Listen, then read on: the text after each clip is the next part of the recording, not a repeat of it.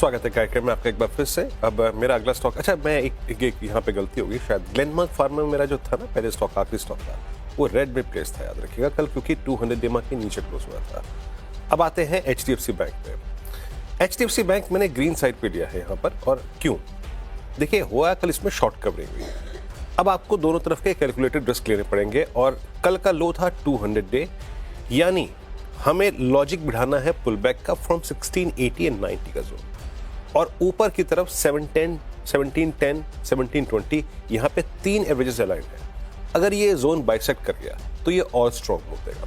तो मेरे ख्याल से जब तक 1690 के ऊपर है, इसको डिप्स को कंसिडर करना चाहिए कंस्ट्रक्टिव व्यू के साथ। अगला होटल नहीं कह रहा हूँ, अगला स्टॉक इट्स इंडियन होटल्स। इसमें भी ब्रीच हुआ है, और बहुत ही बड़े डिफरेंशियल से इस बार, मतलब बड़ा अंतर आ गया है 100 डेमा में और प्राइस में, जो कि अब तक अमूमन इंडियन होटल्स में देखने को नहीं मिलता था। और कल काफी शॉर्टिंग भी हुई है, कल भी मेरी टीम में था मेरे ख्याल से ये, बट प्लेसमेंट नेगेटिव है। सेम्स लगता है कि ये 1710, 1705, 705 पे जो 200 डेमा अलाइंड है वहां तक जा रहा है। श्री सीमेंट, कल सीमेंट में स्ट्रॉन्ग लॉन्ग बिल्डअप थे, चाहे वो अल्ट्राटेक सीमेंट हो, चाहे इंडिया सीमेंट्स हो, में अच्छी बाइंग थी कल। और श्री सीमेंट यहाँ पे 235 पे क्लोज आया है, और ये लगभग आप समझ लीजिएगा कि जनवरी 2024 से चली आ रही स्लोपिंग डाउनवर्ड चल कटने को कगार पे है। और आखिरी स्टॉक SBI कार्ड्स। देखिए ये बहुत शॉर्ट टर्म पर्सपेक्टिव से नहीं, लेकिन आप देखिएगा इसने एक बहुत बड़ी बेस बिल्डिंग एक्सरसाइज की है, और उस बेस से बाहर निकल के आ रहा है। मेरे ख्याल से अगर 820 पार होता है तो एक अच्छा थ्रेशोल्ड पॉइंट होगा जो पार हो जाएगा। आशीष नतीजों पे फोकस करेंगे। फिनियोटेक्स केमिकल्स अच्छा परफॉर्मेंस, Q3 में 126 करोड़ के रेवेन्यूज, 27% से ज्यादा के मार्जिन्स, 36 करोड़ का PBT और 28 करोड़ का मुनाफा।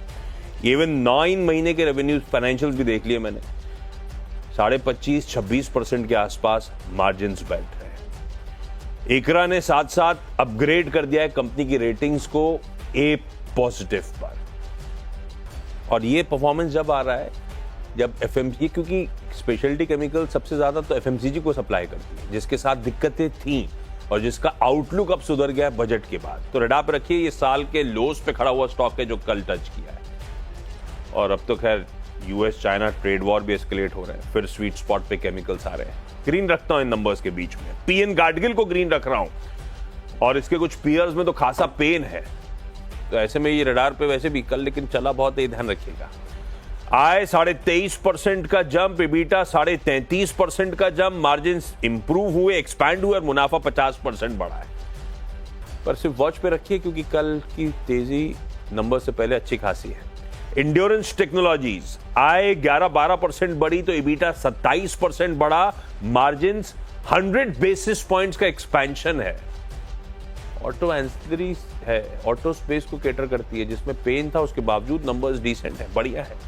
और finally PTC India power trading corporation, आय फ्लैट, EBITDA 24% का jump, margins 180 basis points improve हुए, ग्रीन कर दिया।